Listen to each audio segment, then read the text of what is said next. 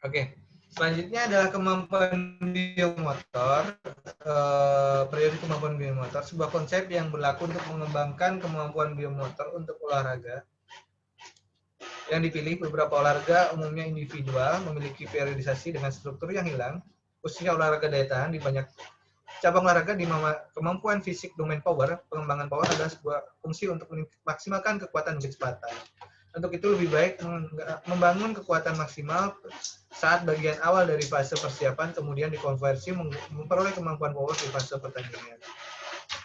Jadi kayak gini misalkan, jadi kan power, kalau power atau daya ledak itu adalah kemampuan seseorang mengeluarkan kekuatan sebesar-besarnya pada kecepatan dengan waktu sesingkat-singkatnya. Bisa dikatakan power itu adalah kekuatan gabungan kekuatan dan kecepatan. Nah, di mana di situ untuk mendapatkan power yang bagus, di sini disarankan adalah pada fase awal persiapan kita tingkatkan dulu kemampuan kekuatannya semaksimal mungkin. Nanti setelah itu akan dikonversi di fase pertandingan pada saat dikonversi menjadi power, atau kita tingkatkan juga kecepatannya di saat fase pertandingan. Selanjutnya adalah periodisasi latihan kecepatan. Mengacu pada konsep penting dari latihan, periodisasi latihan mengacu pada dua komponen, yaitu perencanaan periodisasi tahunan dengan variasi bentuk latihan dan periodisasi kekuatan atau bagaimana latihan kekuatan itu dapat efektif dijalankan. Tujuan isi dan metode program latihan kekuatan dapat terjadi sebuah perubahan selama fase program latihan tahunan. Perubahan yang terjadi harus melihat kekuatan yang dibutuhkan pada suatu cabang olahraga, event, atau atlet perorangan. Dibutuhkan untuk penampilan yang optimal. Perubahan juga tergantung fase latihan, program latihan tahunan, dan target adaptasi fisiologis pada fase tersebut. Jadi intinya begini, ketika kalian melakukan latihan kekuatan, di sini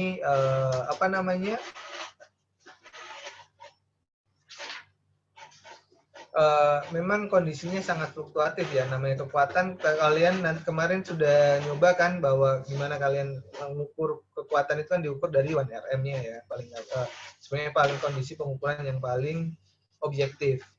Nah, di mana di situ kondisi otot memang sangat adaptif sehingga situasi kekuatan otot, perubahan kekuatan ototnya. Selanjutnya adalah adaptasi anatomi. Setelah melewati masa transisi, saat sebagian besar atlet melakukan sedikit latihan kekuatan, saat inilah waktu untuk memulai program latihan kekuatan. Membentuk fondasi dari sini, latihan berikutnya dibangun. Pada saat tahap awal persiapan, beberapa kunci tujuan latihan ditujukan untuk merangsang meningkatkan massa otot, menurunkan kadar lemak, perubahan kualitas jaringan ikat ligamen, meningkatkan kerja jangka pendek, di mana akan mengurangi kelelahan dalam proses latihan selanjutnya saat intensitas dan volume latihan berorientasi pada teknik tinggi. Meletakkan fondasi neuromuskular dan kebugaran di mana akan mencegah risiko cedera.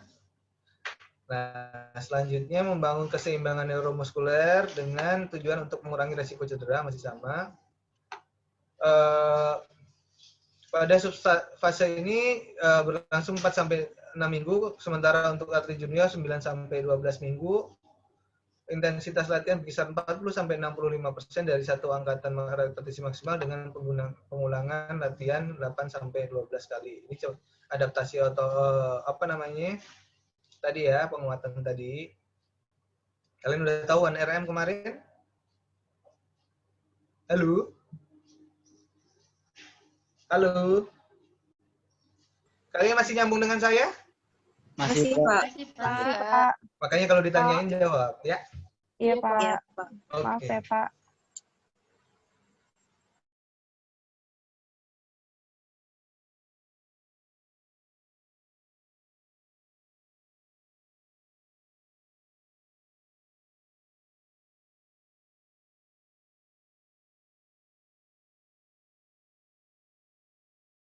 Kebutuhan atlet dan program latihan tahunannya.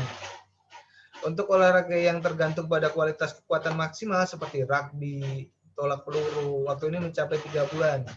Sedangkan olahraga di mana kekuatan maksimal adalah fondasi seperti balap sepeda, latihan lintas alam, fase ini berlangsung selama 1 bulan. Untuk membangun kekuatan maksimal dianjurkan untuk dilakukan 3 set dengan 4-6 kali pengurangan dengan beban latihan antara 75% sampai 85% dari kekuatan maksimal atau 1RM. Jadi yang saya bilang tadi sepertinya untuk beban-beban latihan ini saya bilang akan beda dari setiap sumber. Mungkin karena memang penelitian-penelitiannya memang sangat banyak untuk penelitian kekuatan otot. Nanti kalian akan menemukan pasti, saya yakin pasti kalian akan menemukan dosis-dosis yang mungkin akan berbeda. Fase konversi disebut juga fase kekuatan eksplosif power, juga merupakan masa transisi antara fase persiapan, fase pertandingan, namun tidak semua fokus pada fase ini, pada peningkatan power semata. Ada beberapa olahraga yang memerlukan kemampuan daya tahan yang baik. Jadi, karakteristik fisiologis dari olahraga di fase ini difokuskan pada pengembangan power dan kekuatan daya tahan. Ya.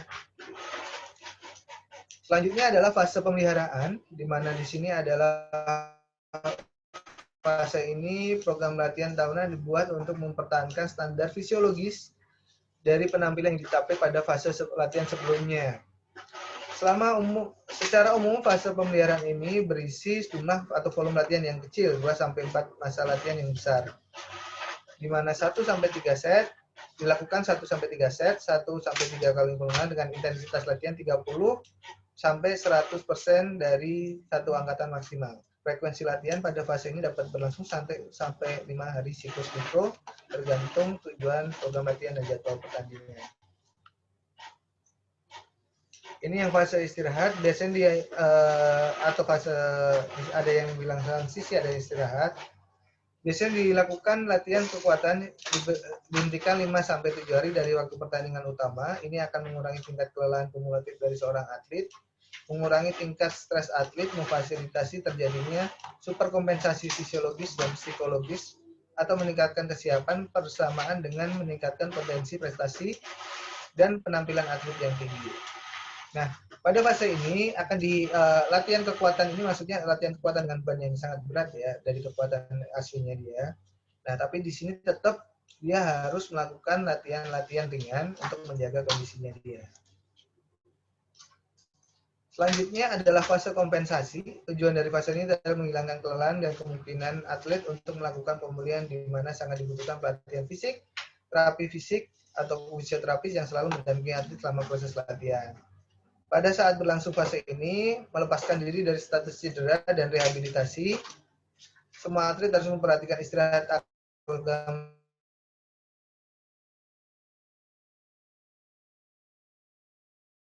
setelah fase kompetisi atlet sudah ada cedera kayak gitu, atau di sini atau bahkan di sini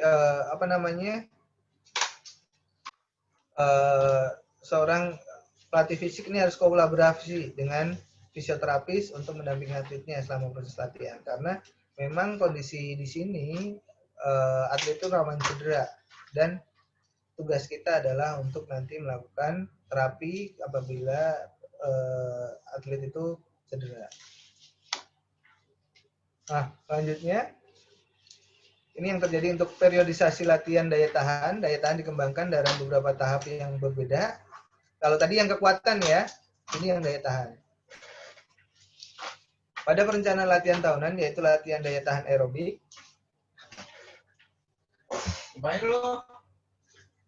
Neon-neon doang buatin kagak, nggak usah neon.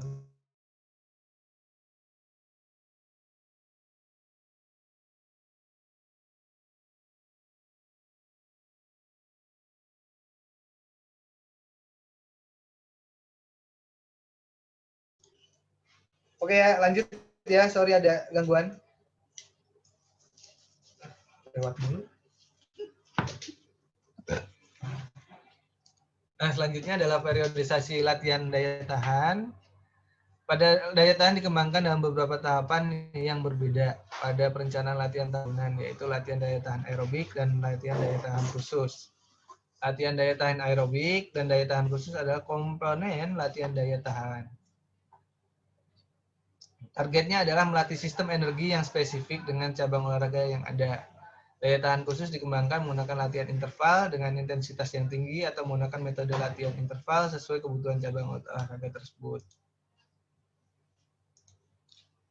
Nah, daya tahan aerobik. Aerobik atau daya tahan oksidatif dikembangkan setelah fase transisi dan awal fase persiapan 1-3 bulan. Biasanya didapatkan dengan menggunakan metode kesegaran dan terus-menerus dengan intensitas yang sedang, misal dengan lari jarak jauh yang perlahan. Adapun fungsi peningkatan daya tahan kardiorespirasi adalah yang pertama adalah meningkatkan kapilarisasi yang memungkinkan meningkatnya penyaluran oksigen dan zat makanan selama latihan.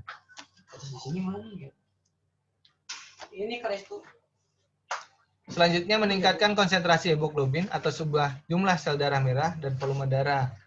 Menurunkan denyut nadi submaksimal dan tekanan darah istirahat. Intinya selanjutnya meningkatkan power aerobik maksimal atau VO2 max, meningkatkan curah jantung atau cardiac output, meningkatkan stroke volume, meningkatkan aliran darah untuk kerja otot, meningkatkan pergantian oksigen dalam paru, fungsi pergantian oksigen dalam paru atau fungsi difusinya, meningkatkan volume stroke submaksimal.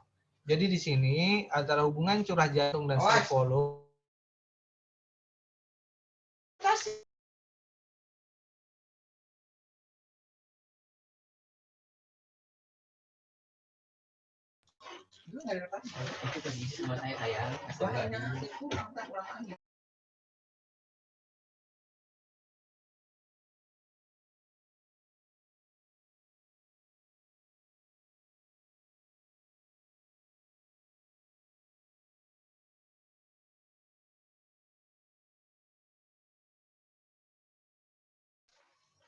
lanjut ya.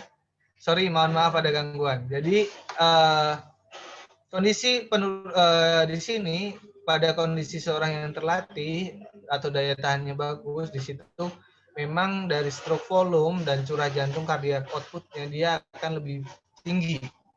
Di mana di situ kondisinya dia dalam sekali kontraksi mungkin kalau misalkan seorang itu volumenya mungkin sekali kontraksi dia keluar 100 ml gitu kan. Nah di sini ketika seorang yang terlatih mungkin ada bisa 2 kalinya atau 1,5 kali dari seorang yang tak terlatih. Makanya mungkin ada pendapat bahwa seorang yang terlatih denyut nadi istirahatnya itu akan lebih rendah daripada seorang yang tidak terlatih. Kayak gitu.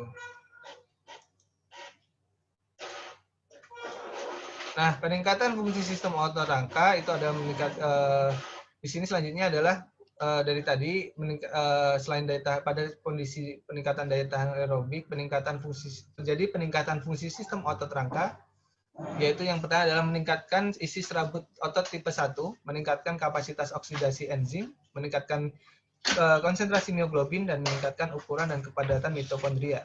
Selanjutnya adalah meningkatkan kapasitas daya tahan otot. Nah, kalian kan sudah pernah dapat otot ada beberapa tipe kan? Udah pernah dapat belum? Jenis dapatnya. Tipe otot.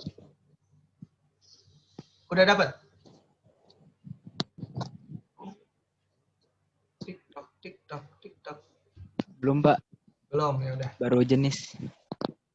Jenisnya apa? Otot rangka, Otot lurik, otot lurik, otot polos, sama otot jantung. Ya udah. Oke. Selanjutnya latihan daya khusus, mengembangkan daya tahan khusus bertepatan dengan fase pra-pertandingan dan pertandingan pada perencanaan latihan tahunan.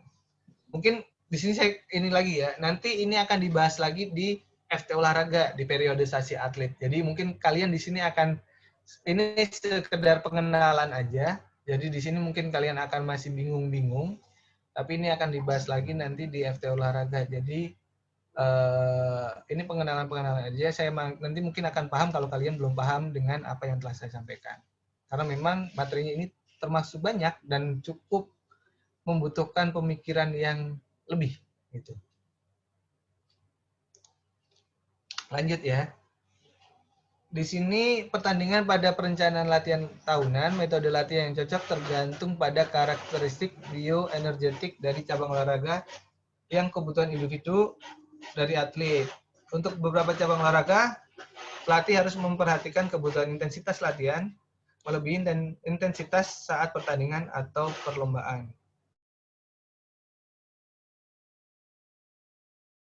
Ketika latihan kecepatan, di sini latihan kecepatan tergantung pada karakteristik cabang olahraga termasuk tingkat prestasi dan jadwal pertandingan. Latihan kecepatan dapat dibagi menjadi beberapa subfase, aerobik dan daya tahan anaerobik. Kecepatan maksimal dan fase daya tahan anaerobik maksimal, fase kecepatan khusus dan fase kecepatan khusus kelincahan. Ini kedouble ya, sorry. Harusnya fase kecepatan khusus, kelincahan dan fase kelincahan reaktif, fase kecepatan biasa dan umum dan fase kecepatan khusus ini. Nah, ini adalah fase anaerobik dan daya tahan anaerobik. Fase aerobik, metode latihan dipakai dalam metode latihan yang pertama dengan latihan dengan tempo ekstensif termasuk repetisi dari jarak yang banyak, lebih dari 200 meter, dilakukan dengan kurang dari 70% dari kecepatan maksimal. 45 detik di antara pengulangan dari kurang dari 2 menit di antara set. Tempo latihan dengan tempo ini akan menggambarkan kapasitas aerobik dan power aerobik. Latihan dengan tempo intensif atau high intensity interval training termasuk intensitas yang tinggi 80-90% dari maksimal dan dengan jarak yang panjang atau lebih dari 80 meter. Dengan 3 detik sampai 5 detik sampai 5 menit istirahat antara pengulangan dan 3 menit sampai 5 menit, sorry. 3 menit sampai 5 menit. Bentar.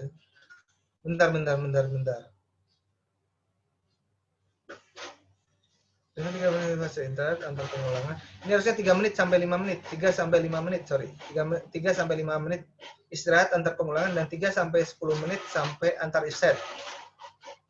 Metode latihan ini meningkatkan kapasitas anaerobik dan targetnya pada metode latihan dengan tempo intensif. Tujuannya adalah untuk peningkatan daya tahan. Kecepatan dilakukan dengan jarak latihan 50 sampai 150 meter dengan intensitas tinggi 90 sampai 100% dari maksimal. Dengan waktu istirahat yang panjang 1 sampai 10 menit antar pengulangan dan 3 sampai 4 menit antar set. Tujuannya adalah untuk menciptakan tingkat stres fisiologis yang tinggi, membangun fondasi, membangun kecepatan di masa yang akan datang. Kecepatan maksimal dan fase daya tahan anaerobik, kecepatan dapat dibangun dengan sprint jarak pendek 20-80 meter dilakukan dengan intensitas yang tinggi 90-100 meter dari maksimal dengan istirahat yang panjang 3-5 menit antar pengulangan dan 6-8 menit antar set. Latihan daya tahan kecepatan dengan menggunakan intensitas latihan. Sorry.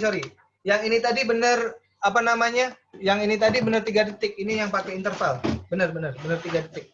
3 detik sampai 5 menit. Jadi intervalnya berikutnya.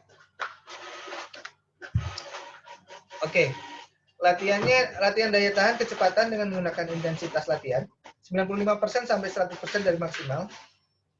Sprint jarak pendek kurang dari 80 meter dilakukan istirahat 1 menit antar pengulangan dan 4 menit antar set.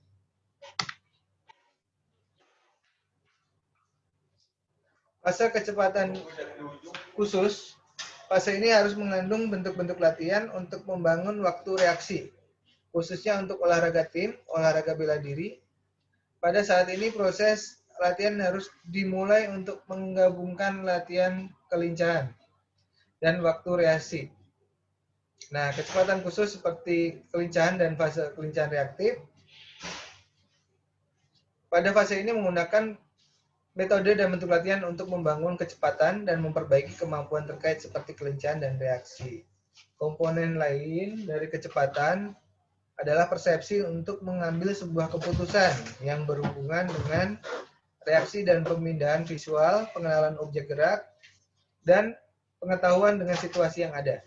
Ini disebut dengan kelincahan reaktif dan ini ditandai dengan kemampuan untuk bereaksi terhadap situasi. Misalkan, jadi kondisinya seperti kelincahan itu dapat diartikan sebagai seorang ini dia bisa lincah itu misalkan dia ada penghalang, dia udah lihat penghalangnya, dia dribbling bola, ada pun bola melewati kon itu segitiga yang kayak buat lalu lintas, segitiga lalu lintas tahu? Nah, dia dribbling bola dengan kondisi seperti itu dinamakan kelincahan. Beda halnya ketika dia dribbling bola menghindari lawan yang tidak bisa diperkirakan arah gerakannya, itu yang dinamakan kelincahan reaktif. Kayak gitu ya. Enggak, berarti. Selanjutnya adalah periodisasi yang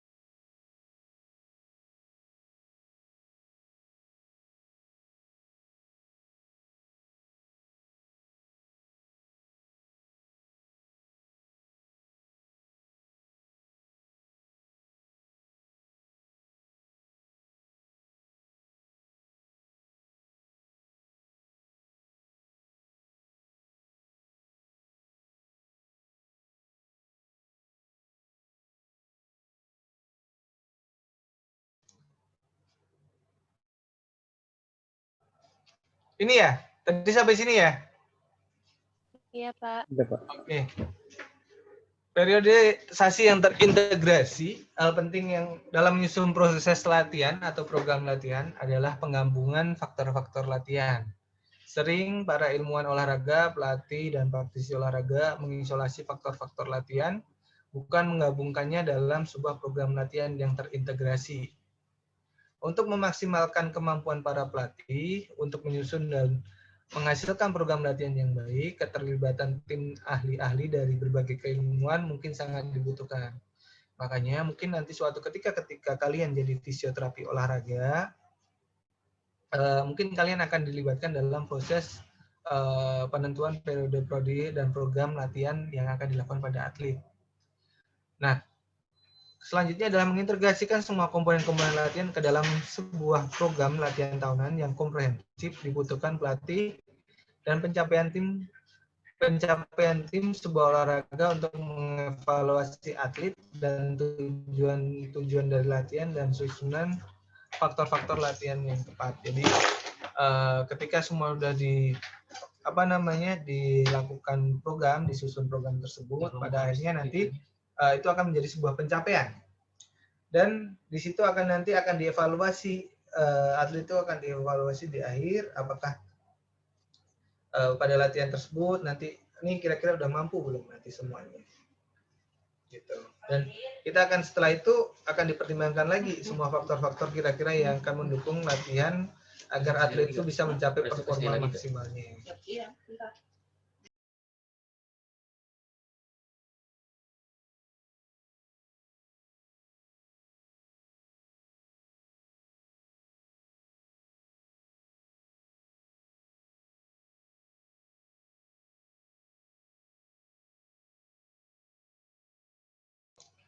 Oke, kita lanjut ya.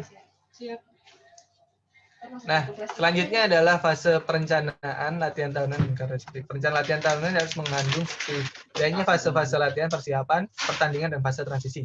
Jumlah waktu yang dibutuhkan dari ketiga fase tersebut tergantung dari tipe siklus yang digunakan. Siklus yang tadi, apakah monocycle, bicycle, atau tricycle.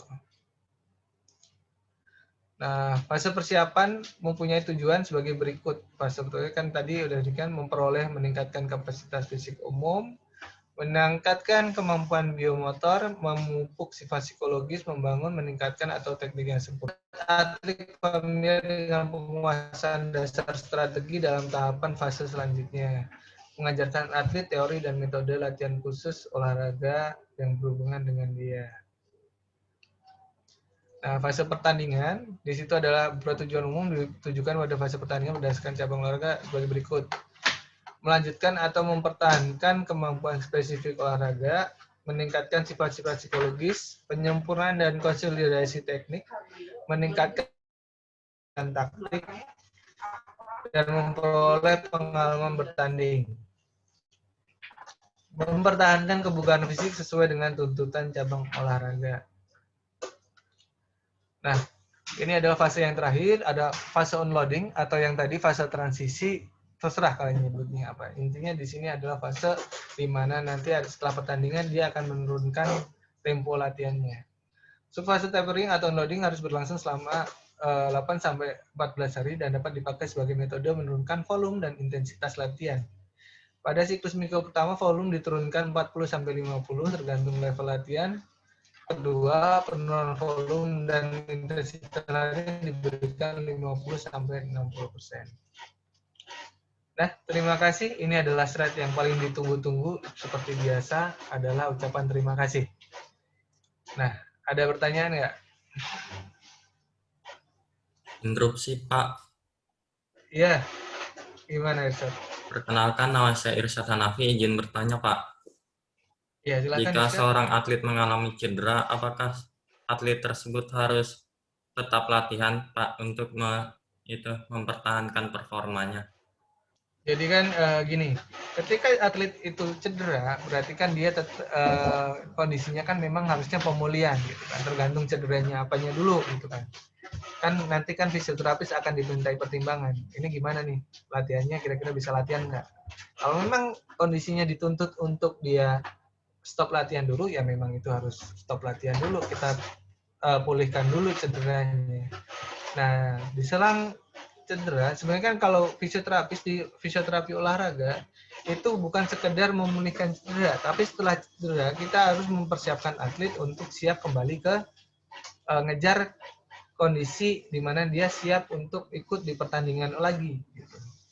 Nanti kayak gitu, Irsyad. Jadi nanti tergantung cederanya juga. Baik, Pak. Terima kasih, Pak. Ya. Gimana? Ada lagi yang tanya? Interupsi, Pak. Ya, silakan Nizam. Silakan, nama saya Nizam Surbani. Interupsi, Pak. Izin bertanya, Pak.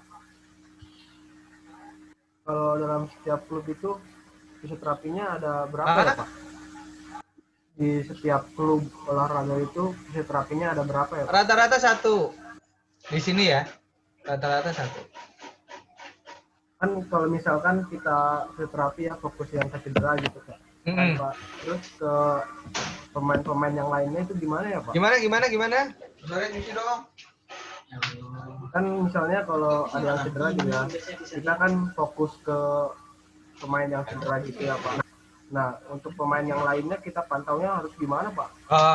Jadi kan gini, kita kan kalau ada orang cedera kan kita nggak setiap hari dia terapi, dia berikan porsi latihan kayak gitu kan.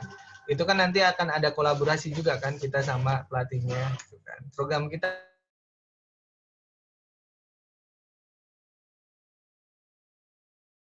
tapi kalau yang untuk memang kondisi kondisi kita mempersiapkan istilah penyembuhan cederanya itu ada di kita. Nah, selanjutnya kan kita mempersiapkan dia program. Kita misalkan kamu pegang klub ya, misalkan nanti Nizam pegang klub, Nizam kan misalkan pegang klub di Bayangkara FC misalkan ya, di Bayangkara FC atau di Persija gitu kan.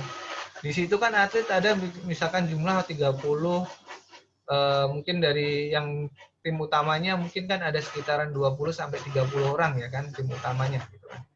Nah, itu kamu pegang berarti kan nggak semuanya kan dalam kondisi cedera. Ya, Zam. Kalau ada cedera kan pasti ke kita. Pasti ada laporan kayak gitu. Jadi bisa.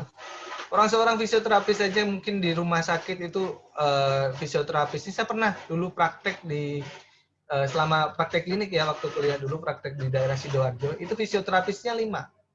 Sehari pasiennya ada 200, bayangkan gitu. 200, fisioterapisnya cuma 5. 200. Itu saya praktek di sana aja capeknya bukan main kayak gitu. Baik, Pak. Terima Ya. kasih, Pak. Iya. Tadi siapa yang tanya tadi? Yang cewek? Interupsi Pak saya. Iya. Perkenalkan Pak, nama saya Mila Amalia. Izin bertanya, pada Ya. tahap pra-pertandingan tadi kan ada mempersiapkan secara khusus mengenai perkembangan mental dan emosional atlet. Nah, peran fisioterapi untuk mempersiapkan perkembangan mental dan emosional untuk atlet itu seperti Ada. apa, Pak? Nggak ada. Itu semua yang controlling dari semua fase tersebut itu adalah dari pelatih, ya. Ini tujuan kita bertahan di sini adalah kita tahu nih fase-fase tersebut kondisinya seperti apa. Nah, di saat ketika ada cedera, jadi kita tahu nih apa yang harus kita kerjakan. Yang pertama itu. Yang kedua adalah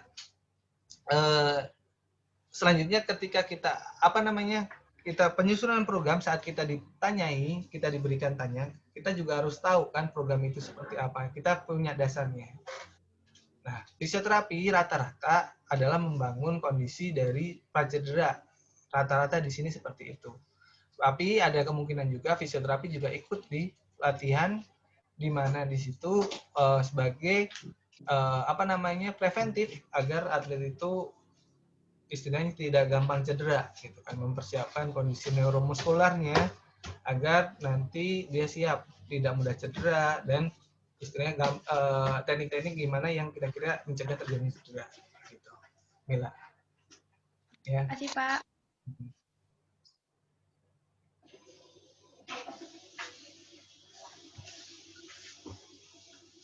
Ya, perlu diingat juga bahwa di sebuah klub itu ada pelatih teknik, ada pelatih fisik. Ya, jadi kolaborasinya ada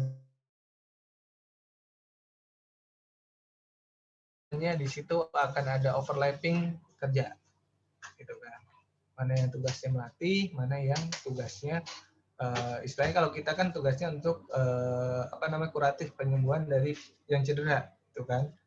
Nah, tugas kita ketika nanti ada yang cedera adalah membawa dia kembali ke siap pada periodenya dia. Misalkan dalam pertandingan, ya berarti kita harus siapin dia untuk siap dalam bertanding. Gitu kan. Kalau di masa persiapan, ya kita siapin dia untuk fase persiapan. Gitu. Nanti kita akan kolaborasi. Ini saya kira kondisi anatomisnya udah cukup bagus, gitu kan. Cederanya mungkin udah sembuh.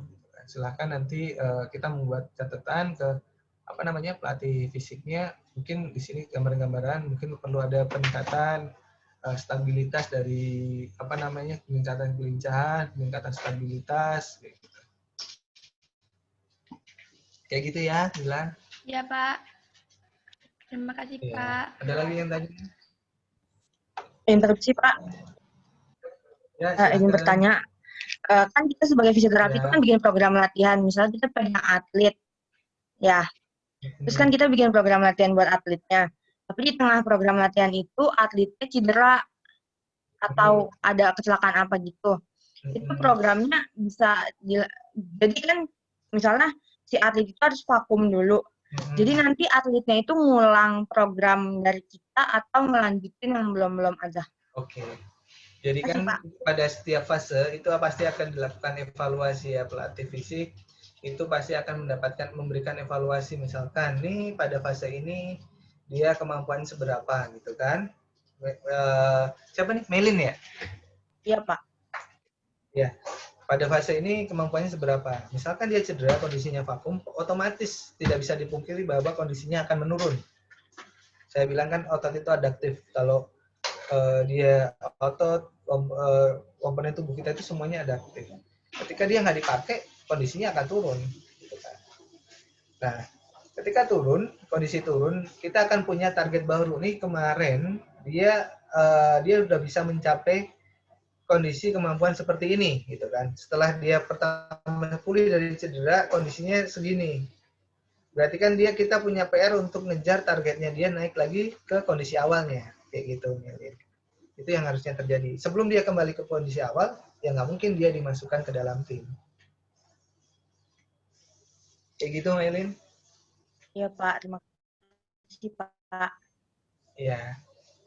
Ya, ada lagi yang tanya? Interupsi, Pak. Ya. Perkenalkan, nama saya Askia Zahra. Izin bertanya, Pak. Misalnya nih, dalam satu olahraga sudah sedang pertandingan. Misalnya dia hari ini mainnya tandingnya malam nih, Pak. Sedangkan besok dia siangnya harus sudah bertanding lagi. Nah, itu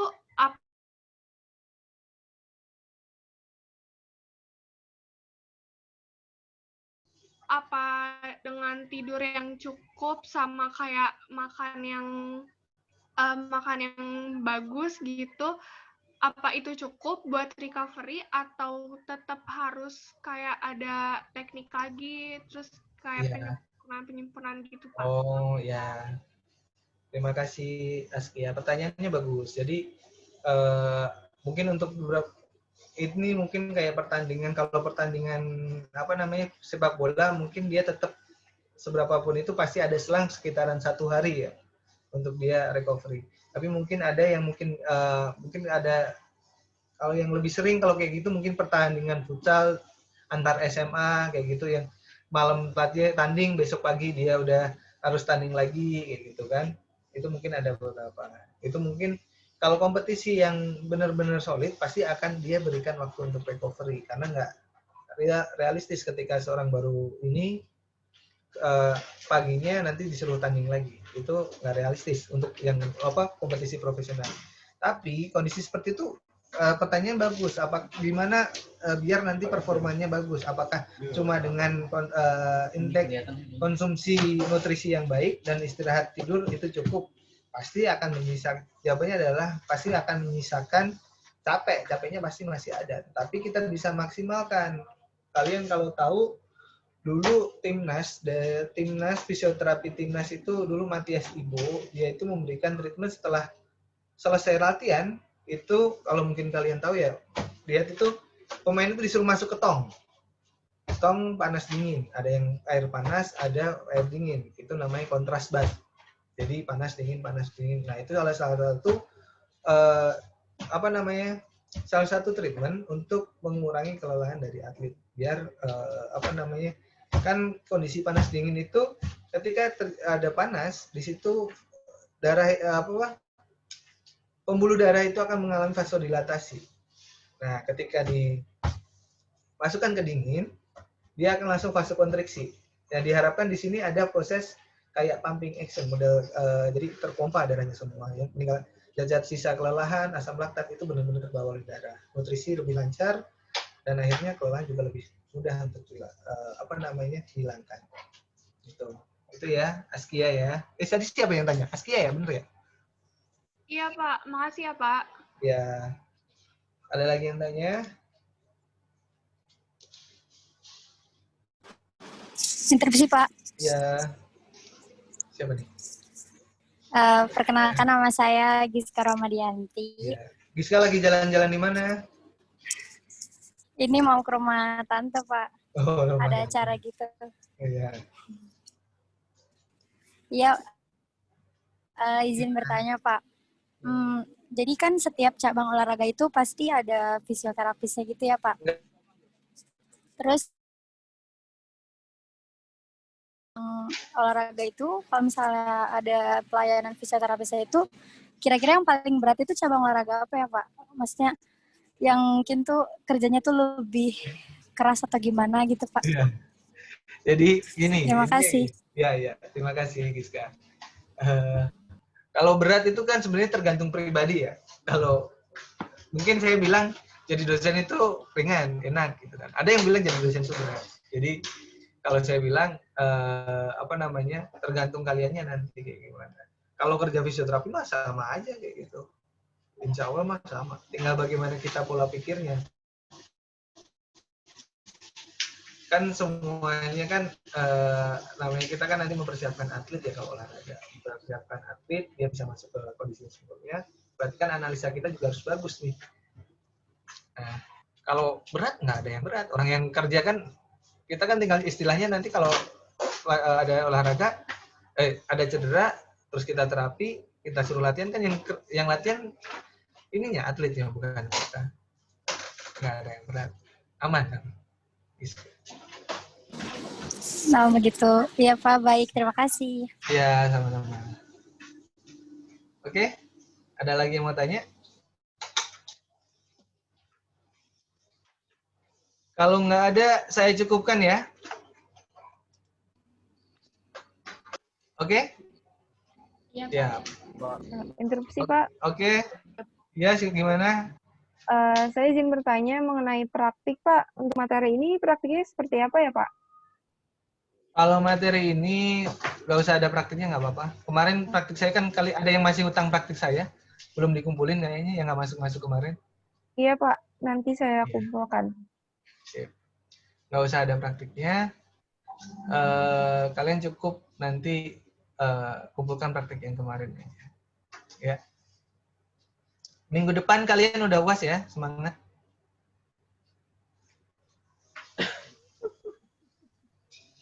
Oke. Terus sama lagi persiapan kemungkinan tahun depan sudah diperbolehkan perkuliahan tatap muka. Jadi yang jauh-jauh siap-siap cari kos-kosan. Daripada nanti tahu-tahu udah disuruh masuk, kalian nggak dapat kos-kosan. Tapi kemarin kan sudah ada instruksi dari Pak Nadiem ya, Menteri Pendidikan